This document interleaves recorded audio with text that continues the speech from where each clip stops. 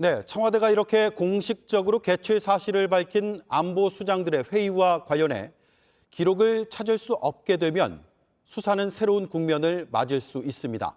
이에 대해 전 정부 청와대 관계자는 JTBC에 비공식 회의는 자료를 안 남길 수도 있다고 했습니다. 하지만 검찰은 자료를 만들고도 기록관에 넘기지 않은 건 아닌지 수사를 확대할 걸로 보입니다. 이어서 박사라 기자입니다.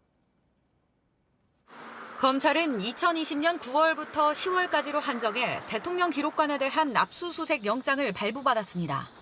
고 이대준 씨가 실종된 직후부터 한 달여간 청와대의 논의 과정을 확인하기 위해서였습니다. 그런데 가장 주목한 청와대 관계부처 장관회의 문건을 확보하지 못한 겁니다. 이에 대해 전 청와대 핵심 참모 출신의 한 인사는 당시 상황에선 관계 장관들이 수시로 간담회 형식으로 모여 이야기를 나눴다며 그런 자료는 비공식이라 회의록을 남기지 않는다고 설명했습니다. 또 청와대 내부에서 공식적으로 했던 회의록이 삭제될 리 없다면서 검찰에서 프레임을 짜놓고 자료가 없다고 주장하는 것이라고 반박했습니다. 하지만 검찰은 비공식 회의라 회의록을 만들지 않더라도 관련 회의 문건이 있어야 한다고 보고 있습니다. 또 간담회나 회의 후 대통령에게 보고할 문서를 만들어야 하는데 그 역시 확인되지 않는 점이 이상하다는 겁니다. 특히 검찰은 고 이대준 씨의 피격과 관련한 다른 자료들이 확인되는데 유독 세 차례의 관계부처 장관회의 문건과 이에 대한 대통령 보고 자료만 발견되지 않는 것에 의문을 갖고 있습니다.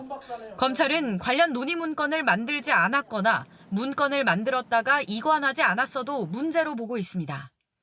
이 사안이 2007년 남북 정상회담 회의록을 폐기했던 사건 때처럼 큰 논란의 여지가 있는 상황이라 기록의 존재 여부를 확인하는 게 중요하다는 입장입니다.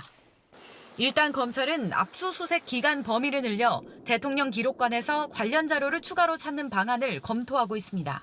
이에 대해 문재인 정부 청와대에서 국정상황실장을 지낸 윤건영 의원은 검찰이 무리한 수사를 하고 있다며 문재인 정부는 모든 내용을 공개했고 긴급 관계장관 간담회 개최 등에 대해 소통수석 및 대변인 브리핑을 통해 2차례나 밝힌 바 있다고 말했습니다. JTBC 박사라입니다.